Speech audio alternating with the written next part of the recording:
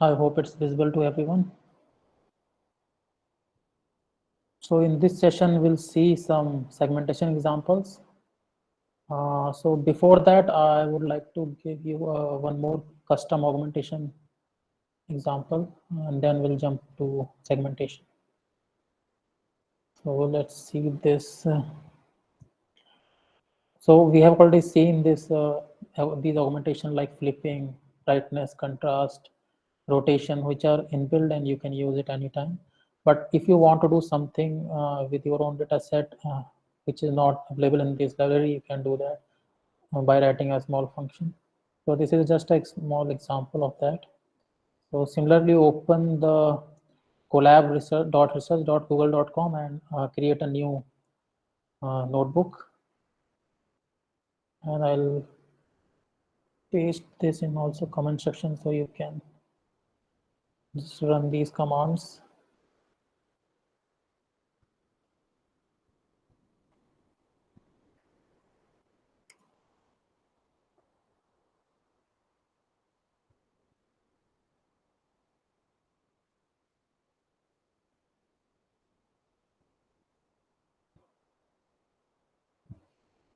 Okay, I hope I'm audible to everyone. If not, just let me know. Yes, sir, audible. Okay, so we'll run this libraries.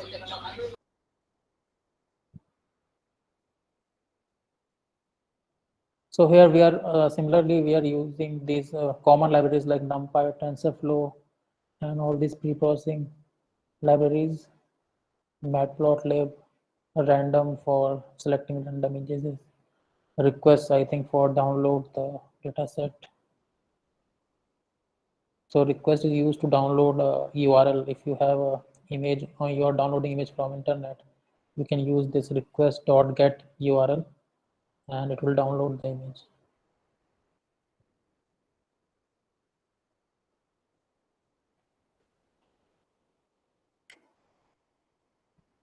So here we are downloading this image and reading it and converting it to a IMG2 array, and then it's expanding the dimension because for augmentation we are using this TensorFlow Akira preprocessing pipeline, which requires in this format.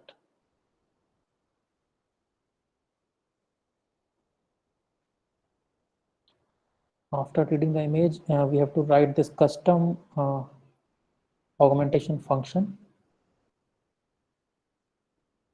This is for plotting actually, but yeah, I'm plotting the images so that you can see how many types of augmentation is happening. And this one is the custom data generator,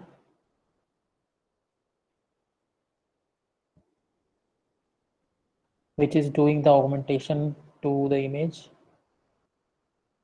So here we are doing augmentation in the channels red, green, and blue. So we have RGB channels. So we are modifying red channel, green channel, and blue channel separately and generating different images.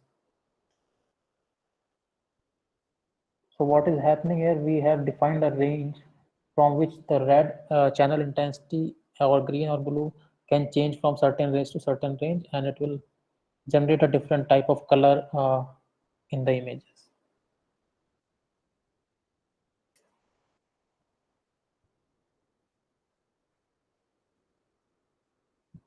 So to copy it,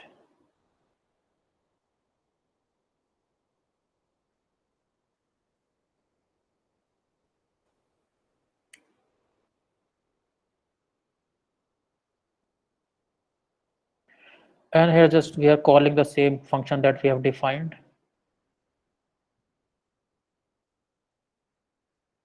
and then plotting the images.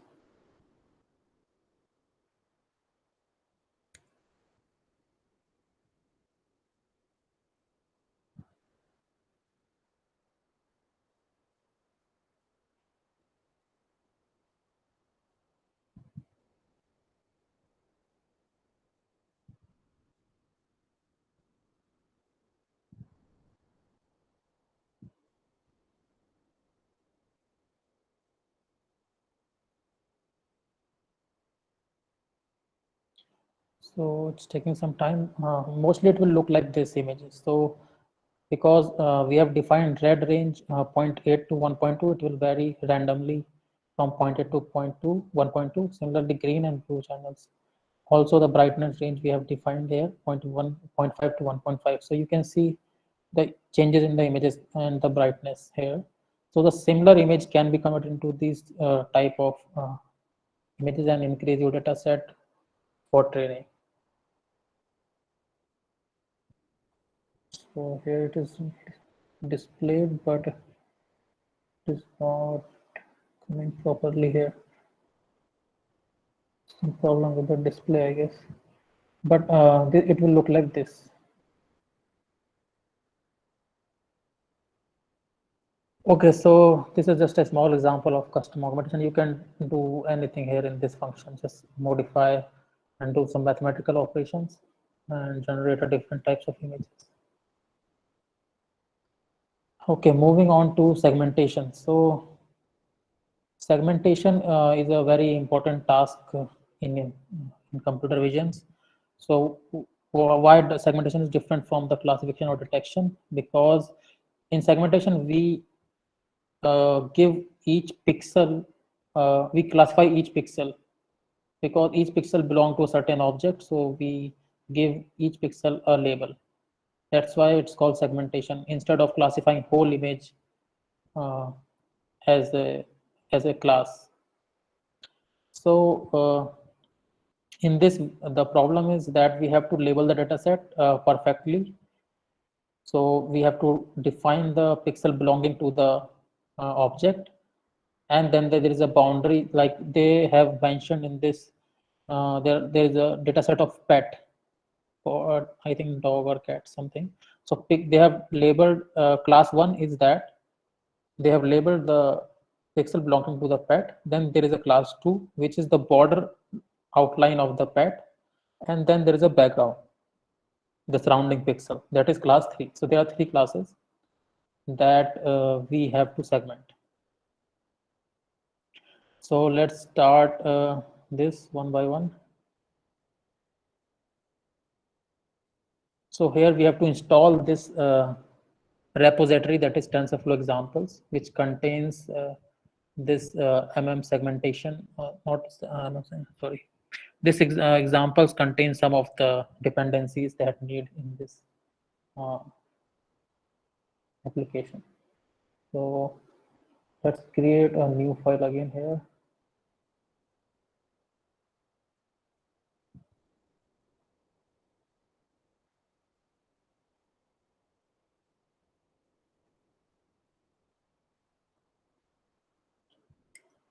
So this is how we install any dependencies. If you want to install anything, you can use this command pip install and the name of the library. Suppose you want to install OpenCV, the pip install OpenCV, or matplotlib, then pip install matplotlib.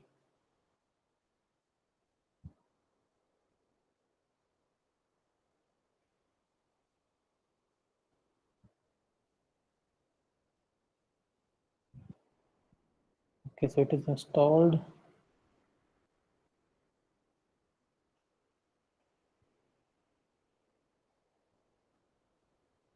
So let's see.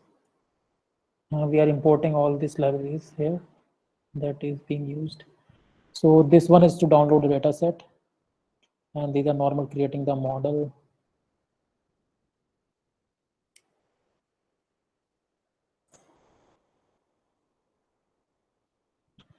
Okay, I forgot to post this on the comment section. You can also do the run the cells.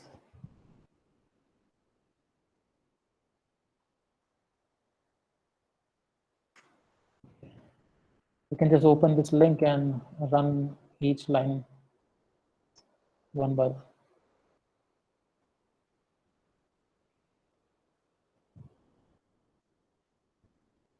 So next, from the examples, we are importing this pix to pix dependency, which is nothing but mapping pixel to pixel.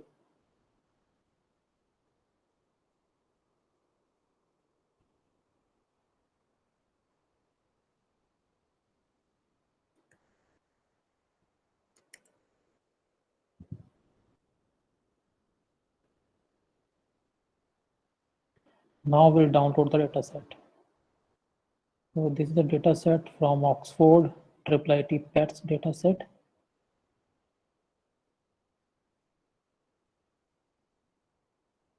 Which contains, I think, different types of pets, dog, cat, etc.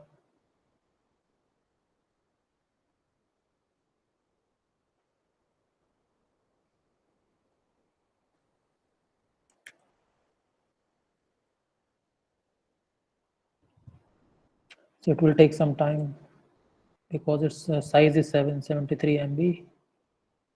Total size is 1.5 GB.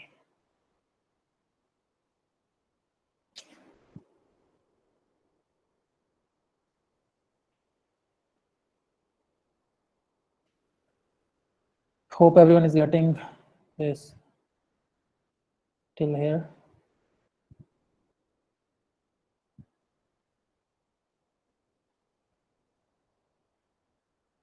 Okay, till it's downloading, let's move on to next. This is a function for normalizing, as we have seen in the previous examples. We have to normalize the image into 0 to 1 range. So we are just dividing the image by 255, so that, and mask also. So there is a input image in the data set consists of input image and the mask, that is the label that we have divided into 3 classes: pet, its boundary, and the background.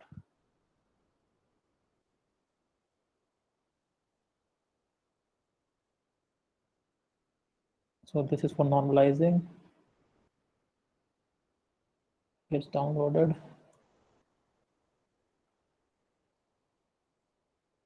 This is just the definition. We are defining these functions, and then we'll call it later. This function is to load the images.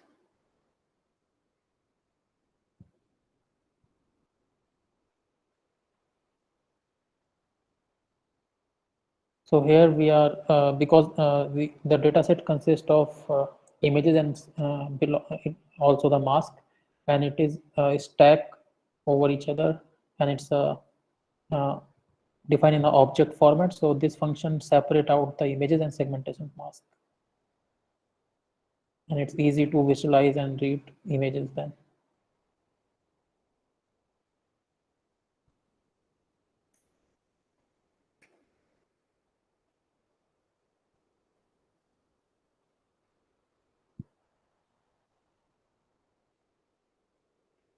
Now in this section here, we are defining the splits of training examples. Where training length is consist of the number of example in training set, then batch size, then buffer size is needed to load the images while training at one time. Then there are steps per epoch, like each epoch how many steps should be there. So step is calculated by the now total number of data set, that is training length, divided by the batch size. So if there are 1,000 images and the batch size is 64, so 1,000 divided by 64 will be the steps used during the training. So at those number of images will go in the training at one time.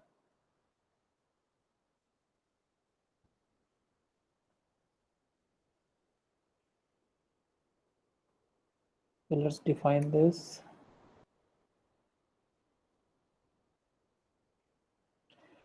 Then this is also, like we have seen before, augmentation required. In augmentation, we are using random flip horizontal, and in mask also horizontal. So we have to do augmentation for both input image and also the mask or the labels.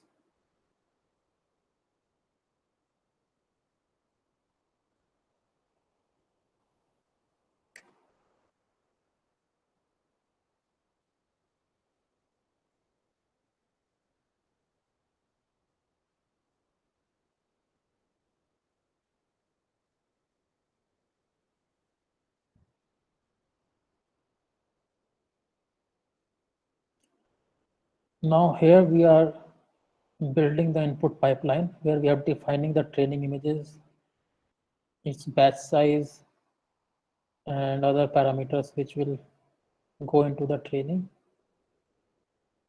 and also for test set,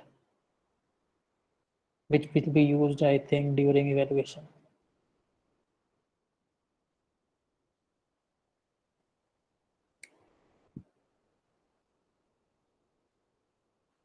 Okay, train images are not defined because we have not.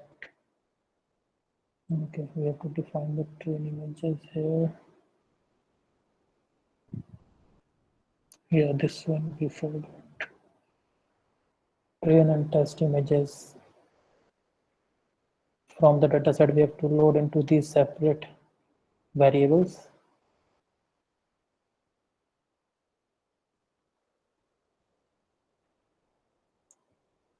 So we are inserting a code cell here and yes. Then rerun the code. It is working now.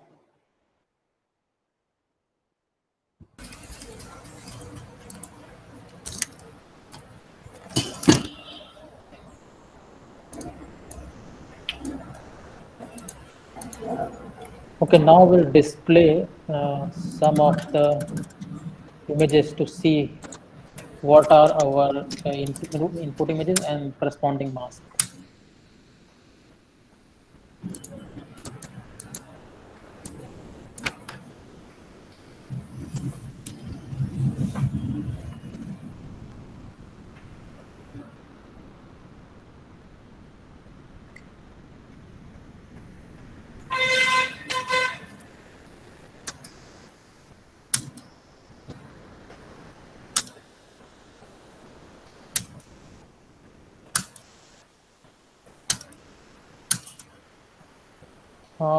I'm getting a lot of background noise. Can you please mute?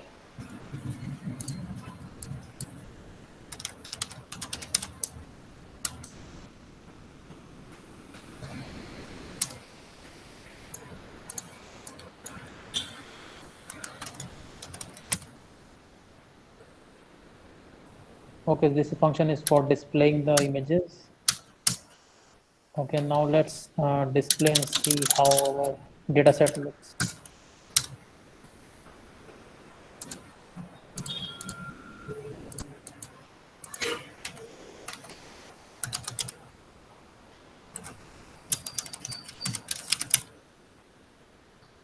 So here from the training batch that we have defined earlier, we are randomly displaying these images. So you can see here, this is the input image, and the next one is the mask. That is the ground truth that we need to train the model. So there are three classes. Green one is the background, yellow is the boundary of the pet, and the violet is the pet body. So these are the input images. Now for segmentation, I think I already have told you that UNet is the popular architecture that people use. So I think we are using UNet here as well, yeah. So UNet, we are using the UNet architecture for segmentation. So let's define the UNet model.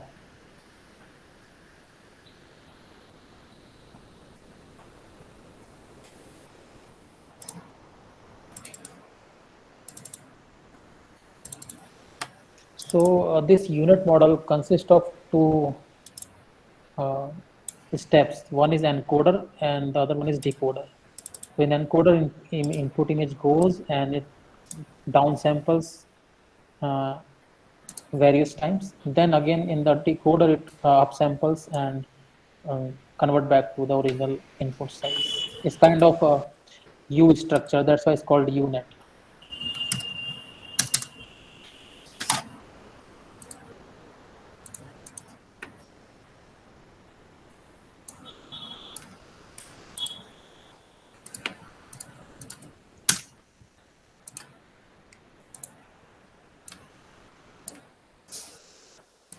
Okay, so we have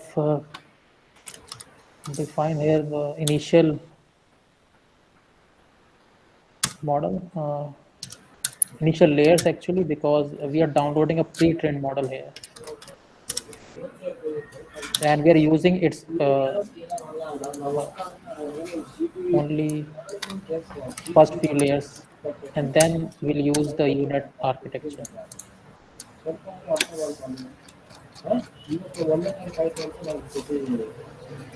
So this is the decoder upsampler. As I told you, we upsample the image. In the encoder, we downsample the image, and then in the in the encoder downsample the image, and in the upcoder, decoder, we upsample the image. So this is upsampling for upsampling the image.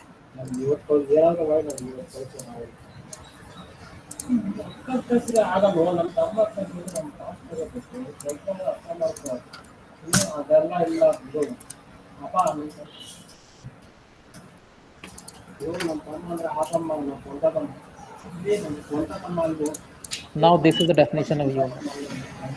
I'm getting a lot of background noise. Whoever is this, please mute yourself.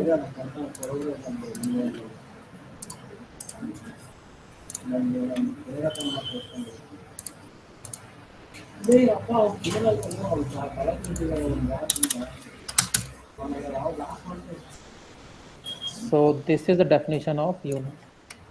This is the input layer, which takes the shape of 128 cross 128 for 3-channel image. Then we downsample the images through model, and which is called this part is called encoder, and this is upsampling of the image is called decoder. Then last is the last layer, which does the segmentation.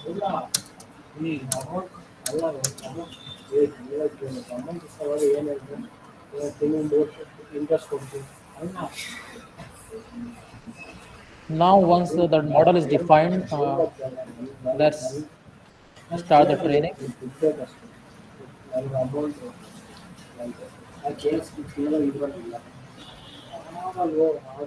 So output class we know is 3. Here we are calling the UNet model, which we have defined. And the compile is before we have seen for every model, we have to use this model.compile, where we have to define the optimizer, loss function, and metrics. So here also we are using accuracy, but we can use in segmentation, we can use mean IOU score also. But let's see how accuracy output looks like.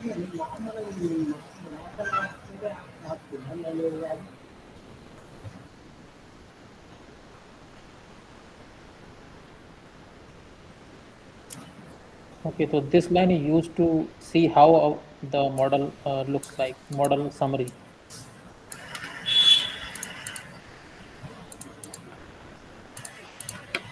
So the shape of whatever model we have defined UNet, let's see how it looks like. So this is the summary of the model.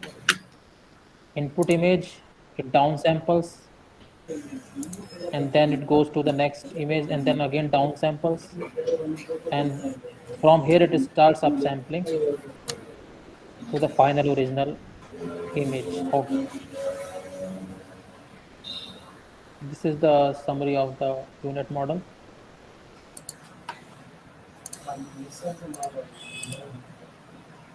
And these are few functions that we'll use when the model will predict. So we need to define this, and after the training we'll use these functions for predictions.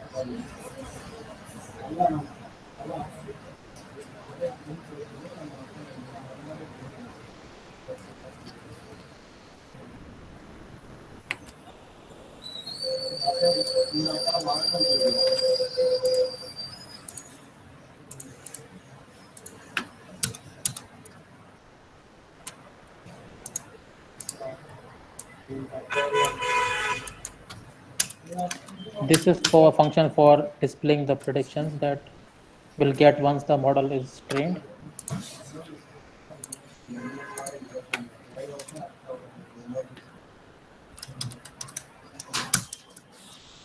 So right now we have a pre-trained model. So let's see how it looks on the pre-trained model. So here we have downloaded this pre-trained model in this line here. and without input, right now we have not trained the model. We are just using a model which is trained on some other data set. Let's see how it looks. So because we have not trained on our data set and it's some random model, so the prediction mask doesn't look very good. You can see here. So this is also one example where we can use a model which is trained on some other data set, and we can use that model directly on some other custom data set for classification. But sometimes if the data set is very different, so we won't get a good result. So then again, we have to fine tune that model using our custom data set. So let's start the training. So because this is a pre-trained model, we are just fine tuning it. So we have to use this callback function, which is used for fine tuning.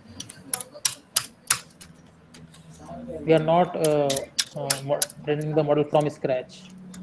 It is already being trained on some data set, so it has some refinement, but now we'll feed our data set to refine it more.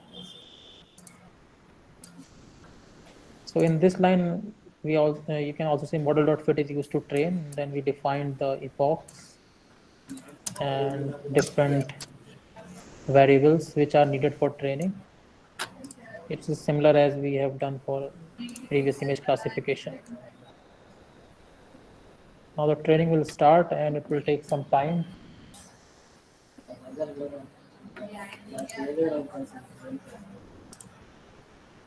Once the training is done, we can move for predictions. Let's see if it's taking more time, then we can skip this part. Otherwise, we'll wait for some time.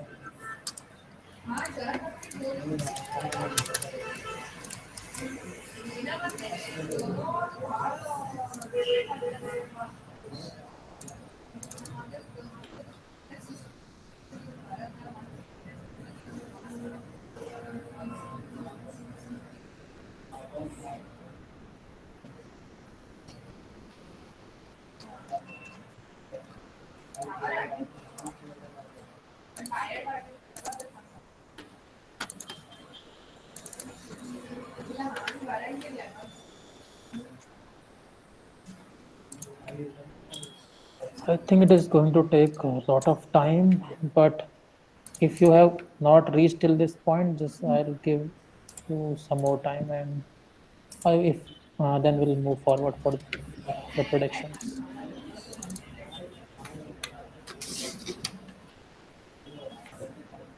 And if anyone has facing any issues till now, just let me know.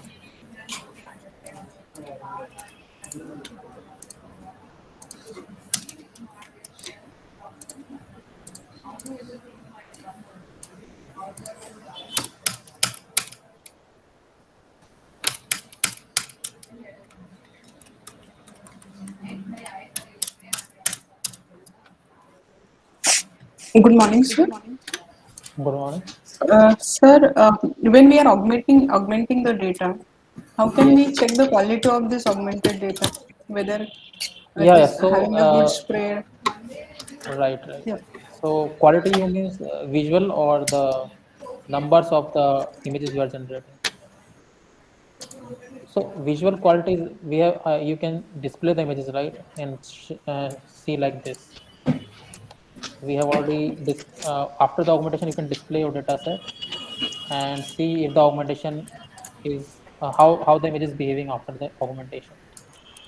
Yes. So, but if the size is too large to check it manually, whether finding the correlation of the augmented data with the existing data, training data, can such things improve the quality, or rather evaluate the quality of the augmented data? If size is very large, you mean you are not able to visualize it, right? Right. Okay, so of course it will affect if the augmentation is not properly done. It will affect the training, but it's better to visualize it, and if the size is very large, you can always resize it, right, and fit it to the display window. It's not a, I think, a Yes, yes. problem to But then, visualize. like, can I say that if I find out the correlation of the augmented data with the existing training set, and if the correlation is good, then Okay. can I say that the it's a good augmented data? Yeah, sure. Because if correlation is good, that means it has similar information. It has not changed very much, right? So then Hmm. it's good for training. But if it has changed drastically, then of Yes. course it's not good for training. Right. So the Okay. Thank information you. should not change compared to the original image. Yes. Yes. Thank you, sir. Okay. So that's why we have to visualize it before training. Okay, it's still going on. I think it'll take some more time. So if you guys can just keep it running and we can move further for so for predictions we have same thing. So once the training is complete, we need to plot the loss and accuracy to see if the graph is converging. So this line of code does that. So once the training is done, you can use this to see if the training is properly done or not. So ideally, the loss should decrease gradually, and the accuracy should go up gradually. That means the training is good.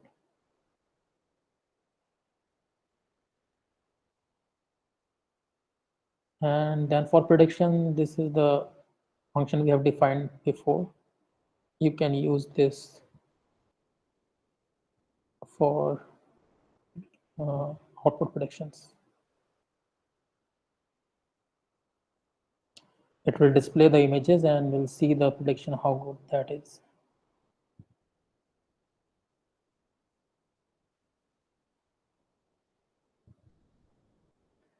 So keep it running and you can check this part later on.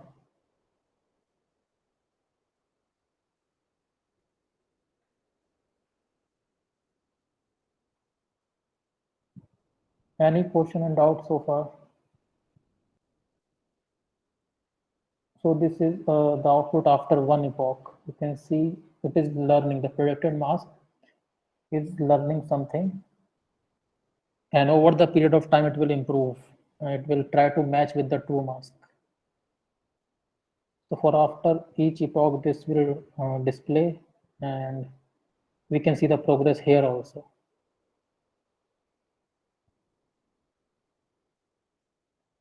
There are some noise in the prediction mask because it is just we have fed only few examples. As the training will go on, it will correct itself.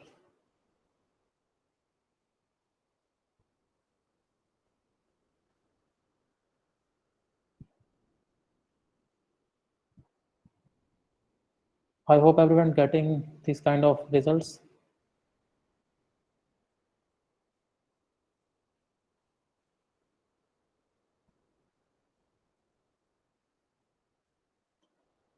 I'll wait for some more time if you have any questions so far.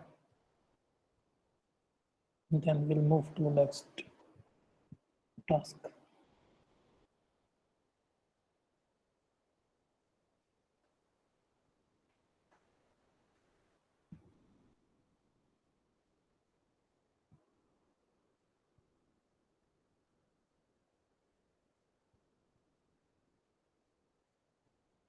So this is the function display callback for after each epoch is used, you can visualize the output. And if you don't use that, it will not display it. It will just keep training it. So this callback is a variable where you can define such functions. Also, you can comment it out if you don't want to use it. It will not display and training will go on.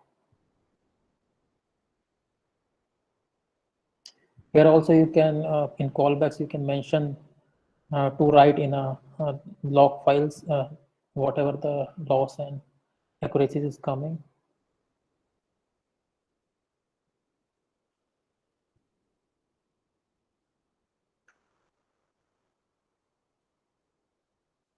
So mainly we need for training this training batch and epochs and validation data set.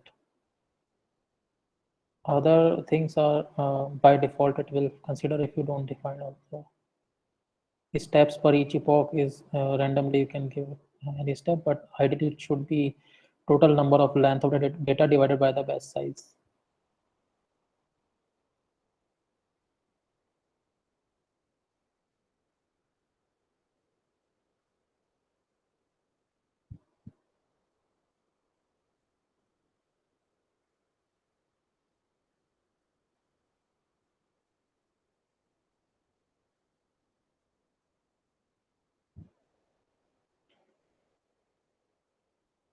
So in some cases where we use architecture like ImageNet or ResNet, we have already pre-trained models which are trained on millions of images, of natural images like animals or outdoor scenes.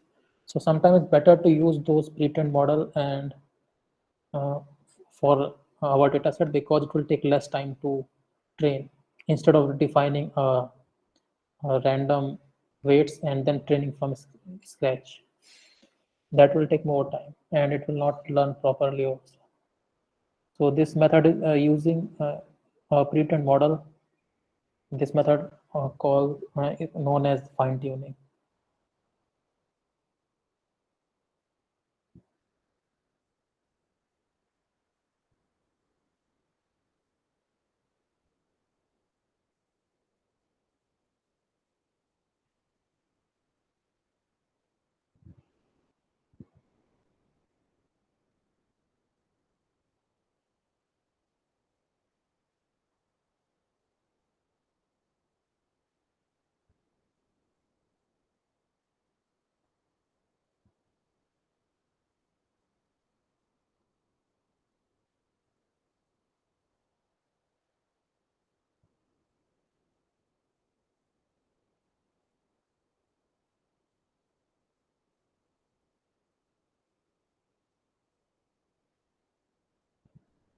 So if you have any question, you can ask.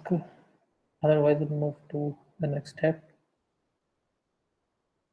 Let's just check after second epoch how the output looks, and then we'll move forward.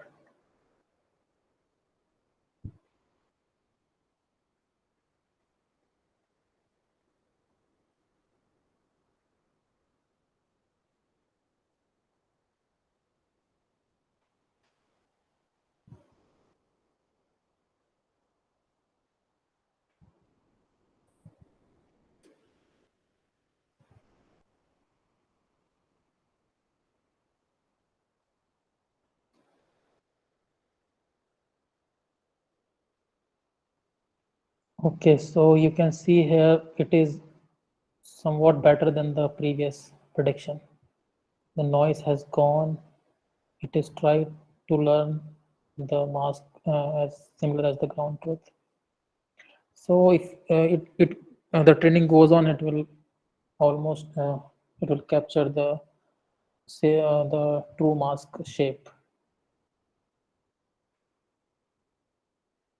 Okay, so let's move to the next part.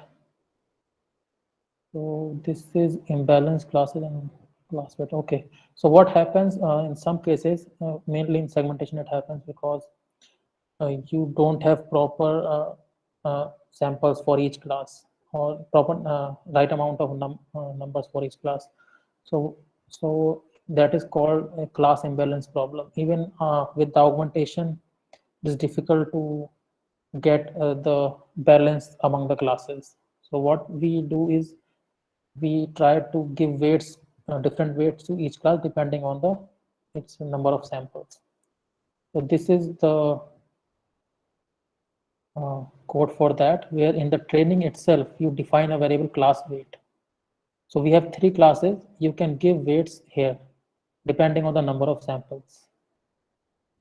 So here it is given 0 to 2.0, then 1 to 2, and 2 to 1. So similarly, you can find out where which class is having less number of data or samples, and then you can give the weightage accordingly and train the model. Sometimes this also helps in improving the output if classes are imbalanced. Because what happens is the background takes a lot of,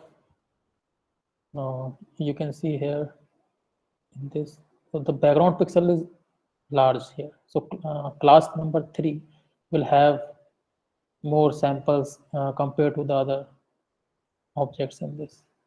So we have to give less weightage to background and more weightage to the class 1 and class 2.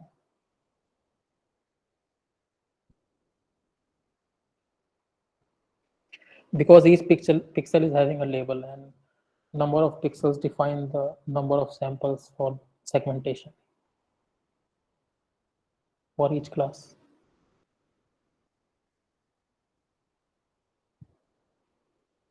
So these things you can try later on once the training is complete and see if the class imbalance will improve the output or not. So this is for segmentation, and then we have one more segmentation which is known as segmentation, that we'll see in a bit. I hope everyone is done till now. If not, just let me know if you have any questions, any doubts so far.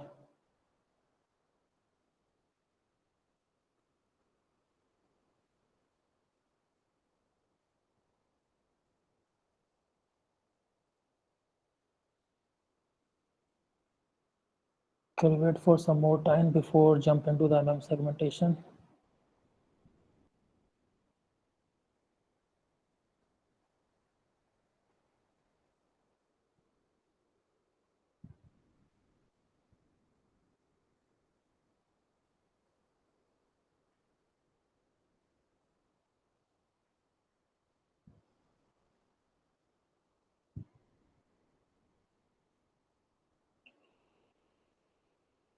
So segmentation is nothing but it's you can say library which contains a lot of predefined models such as UNet and mask RCN, and you can directly use this segmentation and compare different models in one place. It's easy to use.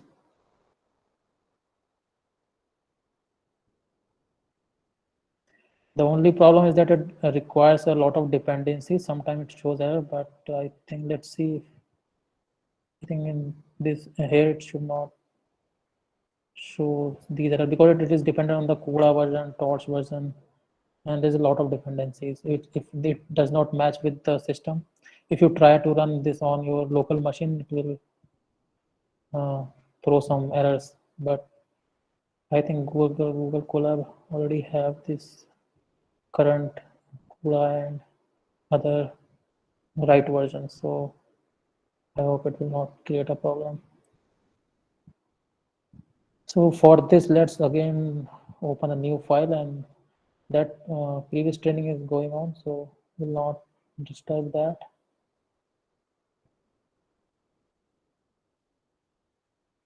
And we'll check the version if it is right or not here by using this command. So NVCC is nothing but it tells the NVIDIA compiler and CUDA compiler, and this GCC version is the tells you about the GCC or compiler.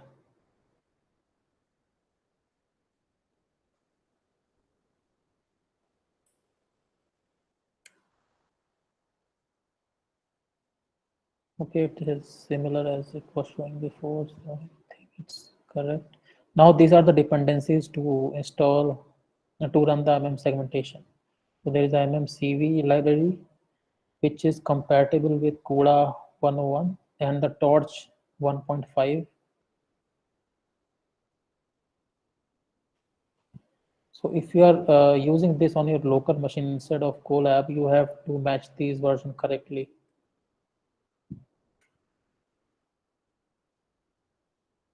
Okay, I forgot to post this. I'll post this on the comment. You can copy paste from here.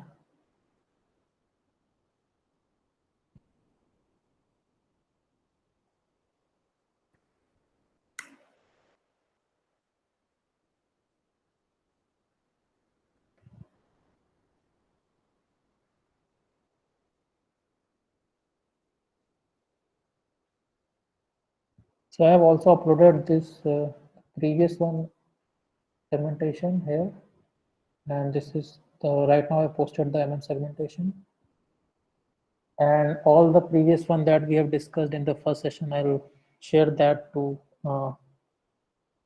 the organizers, and you can get it from there.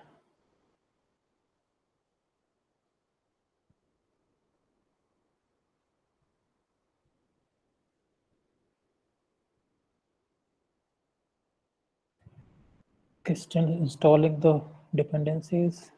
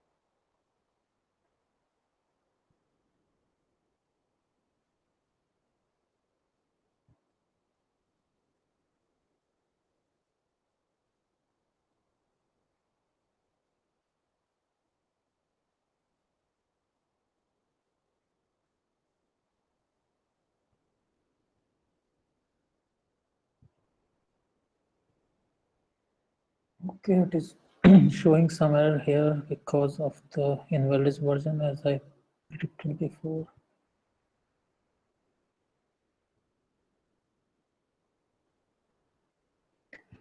So this version is very important here. Let's try 1.6. Maybe it will work. 1.6.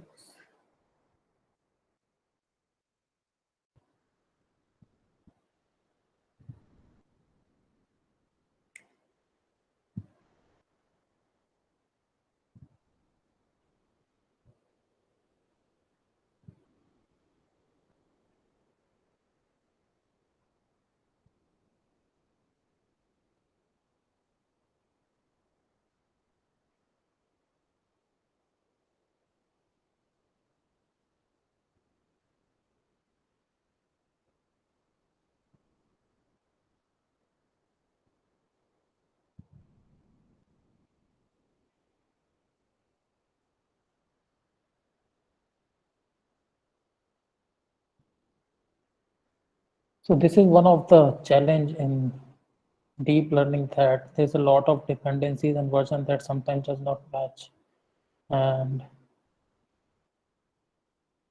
it's sometimes very irritating.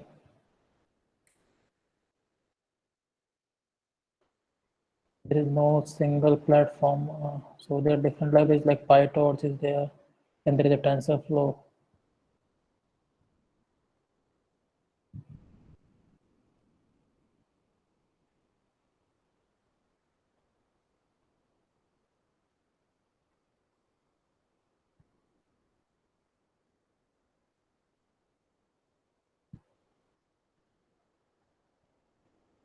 Okay, so if it doesn't work, we can go through this notebook, and here the outputs are visible, so we can just learn, and the coding will be same. It is just the version that is not matching, and that depends on the machine configuration, and it will take some time to find out that.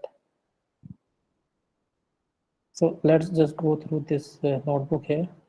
So suppose it is installed perfectly, then you have to install this MM segmentation repo, which contains this model configurations. So once this is done, we have to do the same thing that we have done in the previous notebook. We have to download the pre-trained weights.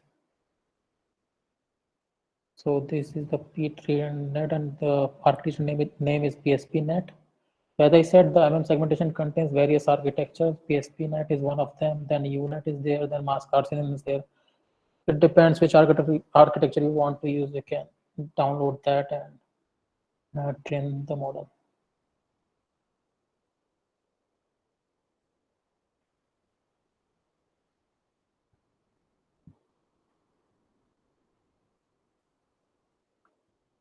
then from the MM segmentation, we import these dependencies, which contains the various codes that we need for segmentation.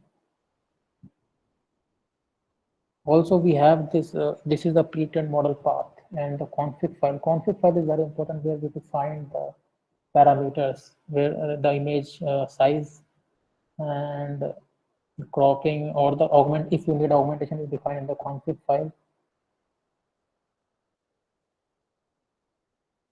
So, and this is the checkpoint file is nothing but the pre-trained model that is used here, and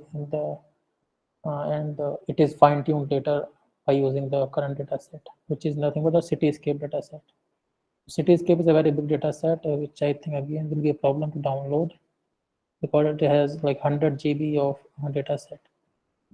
So instead of doing that, we just go through this notebook line by line and understand the output, how it will look. And meanwhile, I think it is going to complete this one so we can see the predictions here. It will be almost similar to this. So here, this is example image from the Cityscape dataset. It is a very huge dataset used for training segmentation model. So here you can see there are thousands of classes like bicycle, person, cars, road, buildings, traffic lights. So they have labeled each and every object in this image. And this is used to train the model. This is the mask.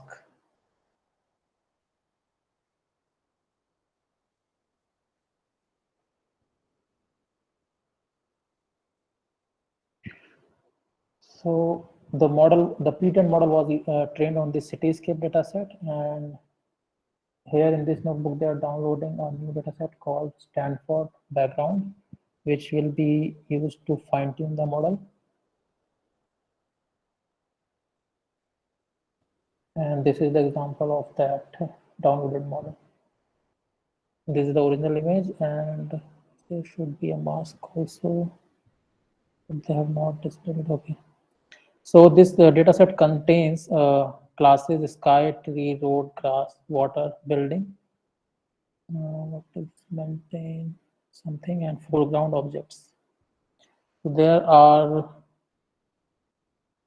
10 classes, and this palette is nothing but the color of the each class that the mask will be displayed using this palette colors.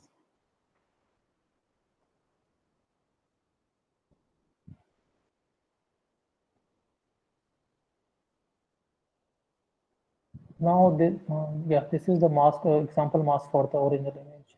This one, you can see they have labeled human being and cars, roads, and everything.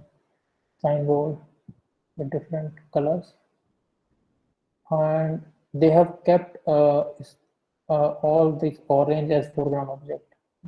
Orange class is all the foreground objects, and remaining they have given a name.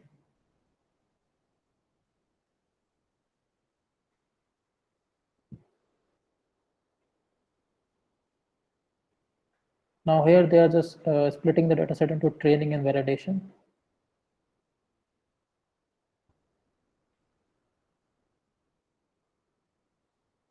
And this is the basic function to load the data set.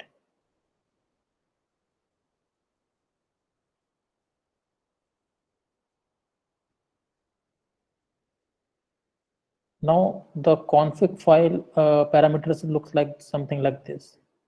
So we have to define the name of the data set, GPU size, which is not very important, but still you can give the GPU size, then the normalization function, what kind of annotation you are using here. There is resize, random crop, random flip, all kind of augmentation is there, and the image resize is also there.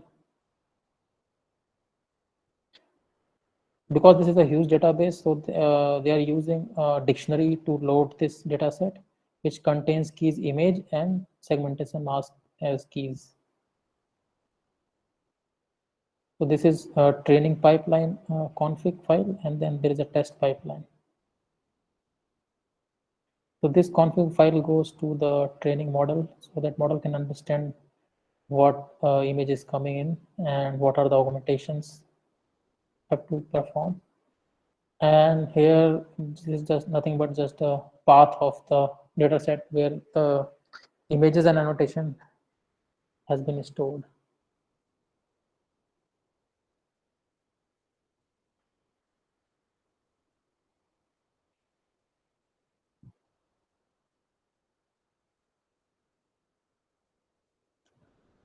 Now this is nothing but the configuration that we have seen. They have printed the same thing here. Dictionary type for test and training. Data path just to verify. Now the training and evaluation comes. This is the same thing. We have to define the model. So in MM segmentation, the method is a little bit different because they have a custom function for generating the model. So this is for train segmented, where you define the model definitions.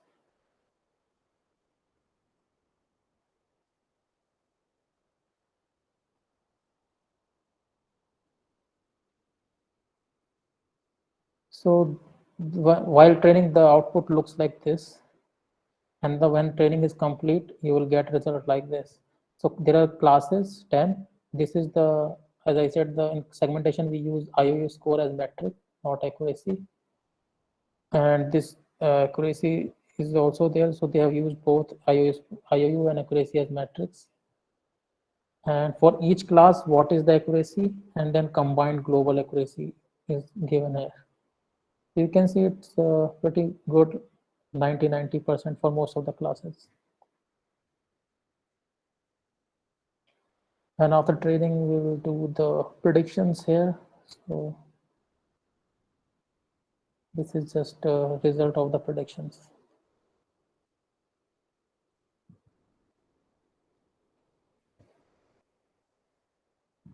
So this file you can try on your local machine depending on the dependencies. Based on the CUDA version, you have to install this Torch Vision and MMCV version, and then this code will work fine.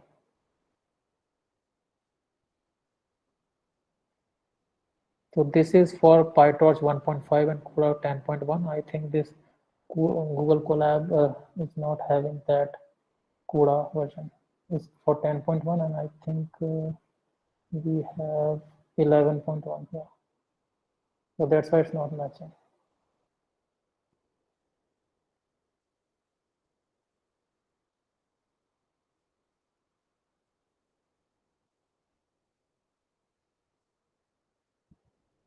Let's see, this trading is still going on with 6. And you can see the prediction mask in this case is getting better and better by each epoch.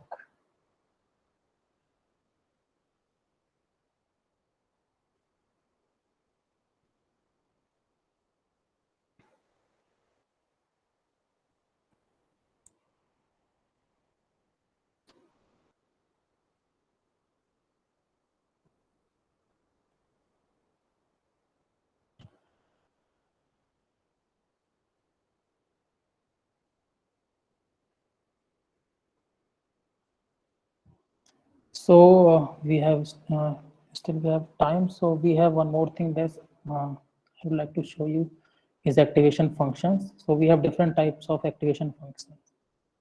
As I said earlier, like sigmoid, ReLU, 10H. So how this function affects and what a function you can use depending on the data set you can get from this notebook. So we'll go through that one by one.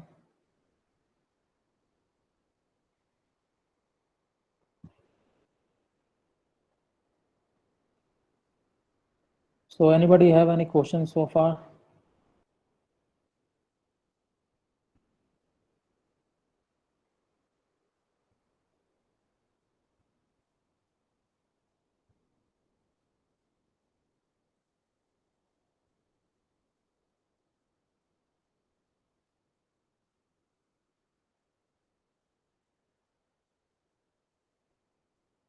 So you guys can go through this MM segmentation once again, and if you have any doubts or question, you can ask. We'll start in a bit about activation function.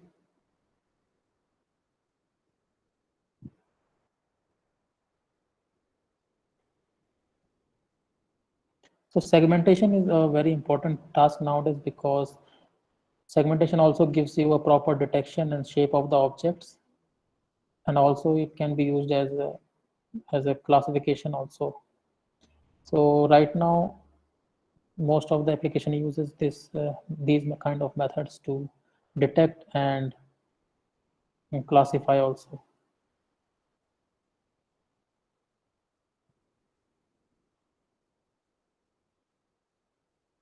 And we can do multiple object detection in a single image using this segmentation method.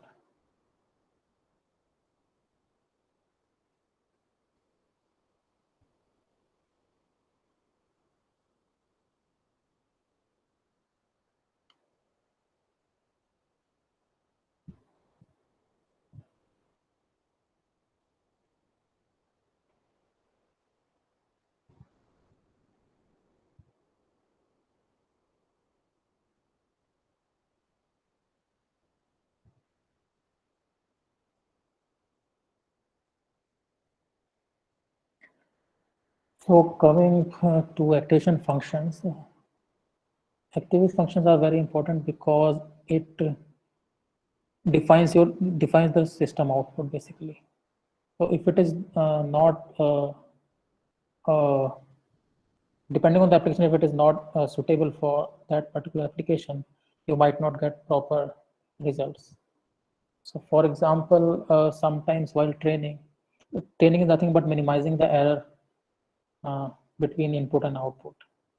So while minimizing, sometimes it happens that because of activation function, the weight get stuck in a local minima. It doesn't reduce further because of there is a lot of local minima in the functions. So sometimes we should avoid those kind of equation functions which are giving lot of local minimas while optimizing. So ideally it should be one maxima, and the variance of the function should be very less, so that it can easily be optimizable. So we'll see here in this notebook. I'll post this also in comment section.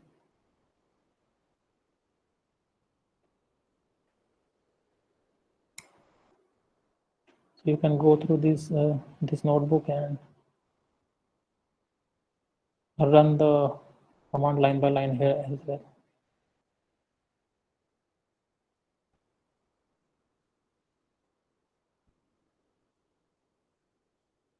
So you can run this directly from here also.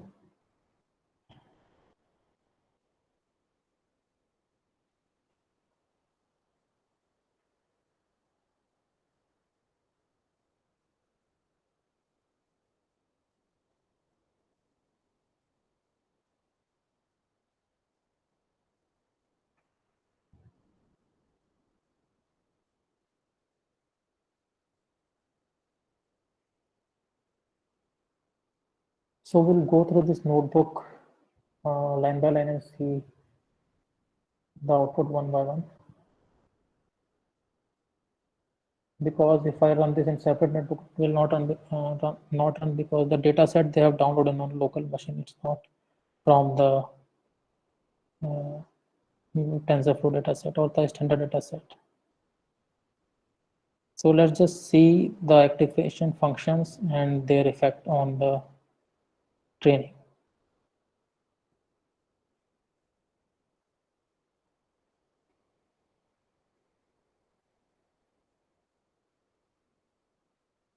Here, just downloading data set here. Nothing major. Okay. So from here, these are the common activation functions. So first is the sigmoid function, which is defined as 1 divided by 1 to the 1 plus e to the power x. Then there is a tanh function, which is defined by this function. So these are the very old and used in very beginning of the deep learning. But then later we found out that these functions are not properly suitable, and it is for complex architectures we are getting uh, it is the curve is not converging, the loss is not reducing after certain points because of the local minimas and the variance in the activation functions.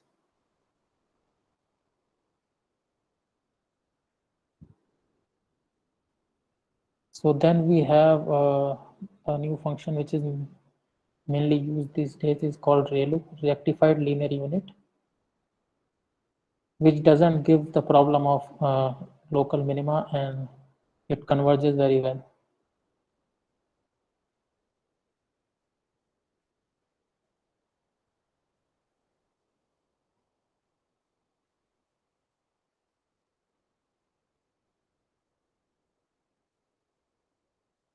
So it is defined as this function here.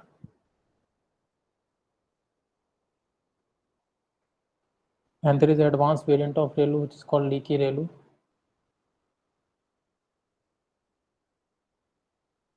Because leaky ReLU has one issue that of a zero gradient. So to solve that issue, they have developed this leaky ReLU function.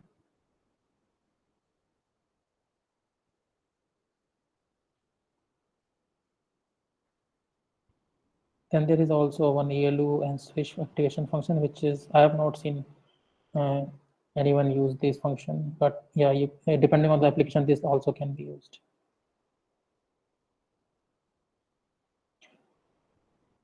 So there are total 6 functions: sigmoid, 10H, ReLU, leaky ReLU, ELU, and swish. So you can use this function on a simple image classifying task that we have done before. Just change the names and see the effect on the training and the outputs. If it is changing much, the accuracy is changing much or not, or it is converging properly or not. So those kind of things you will experiment later.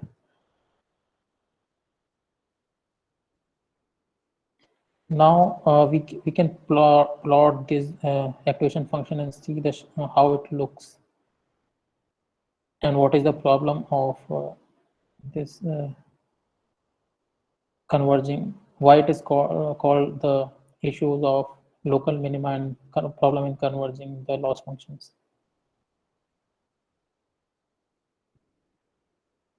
So this is a sigmoid function. You can see it's very smooth here, but after the gradient, so this is the minimum is 0 and maxima is 1. So when the gradient is 0, so gradient will become infinite, I guess. So the gradient will not create a problem in this case, in case of sigmoid. So to change that, we defined a function tan with the value is -1 to 1. So gradient doesn't become 0 in this case. Then we have ReLU and then leaky ReLU. So ReLU is nothing but a kind of step function, and leaky ReLU they are just modified so that it does not cause the problem of zero gradient.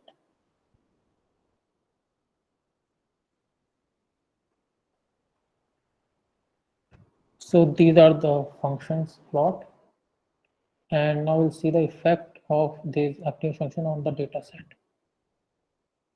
So they are just defined the basic training network so that we can train and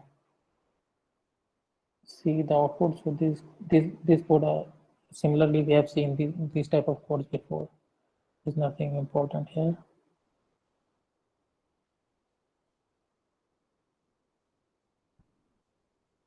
So transformation, augmentation, then training the model,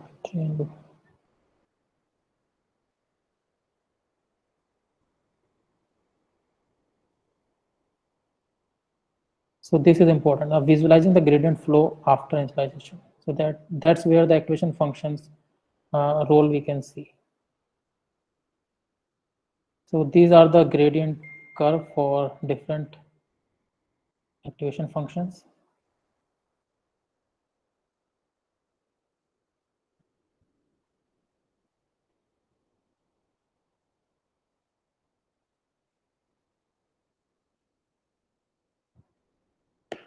So here you can see in the first row, the variance of the gradient is very large in some cases. It goes beyond -1. Also, there is a lots of up and down, which causes the problem of local minima, and again, the this problem again caused by the gradient, which while training we can see that the loss function will not converge easily because of the local minima.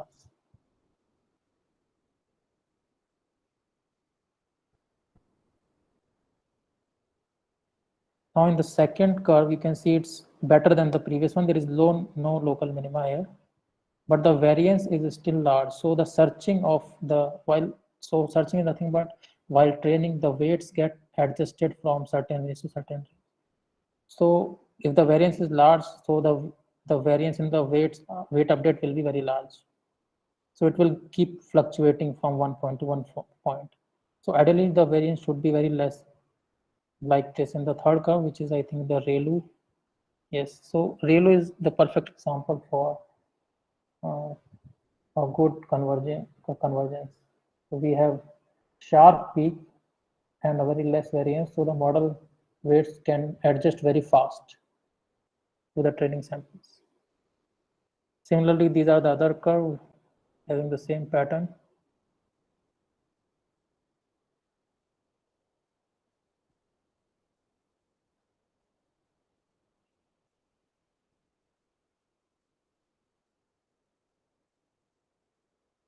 Now using this, they have trained the model and I think plotted the result for various functions here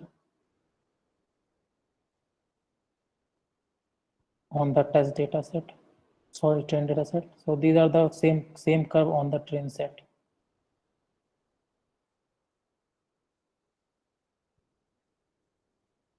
So here you can see this is not looking very good because of the high variance, and the range is too large here to search for the weight update. Same for the 10H, and there is a local minima also, where if you get stuck here, it will very difficult to get out from this zone. So there should be only one peak, otherwise we'll stuck at one peak and will not reach to the optimum level of the. Now in ReLU, we can see it's quite better. There's only one peak, so and the variance is very less, so model will get update very easily.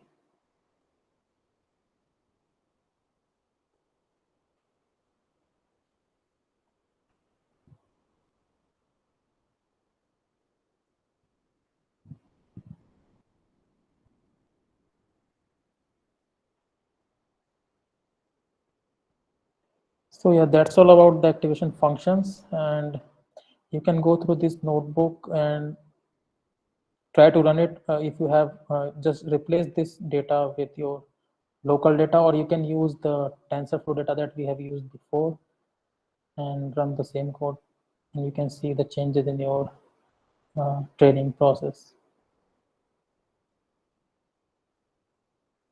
Okay, going back to this segmentation training, still 9 epoch, and the prediction mask is somewhat close to the true mask.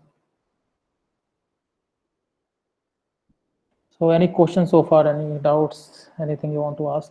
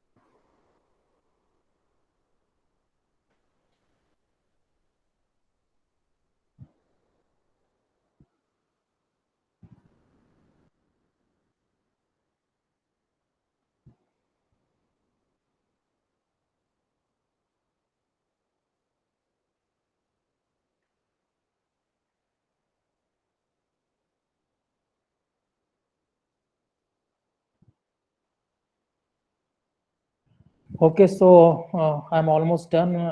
You can use these examples for classification, detection, and segmentations. I'll share these notebooks, and or you can find it easily on Google Colab. And if you have any doubts, you can ask me so far. I'll wait for some more time and then close the session. Participants, ask your doubts, please.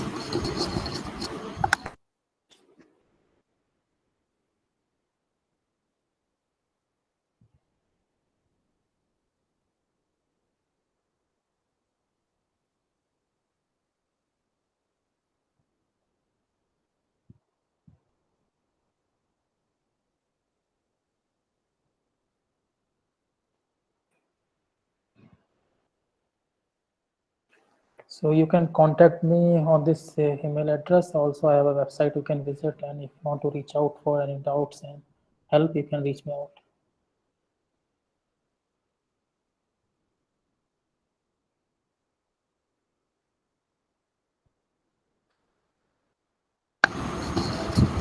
Okay. Okay. Thank you, Gaurav. I hope there are no more doubts.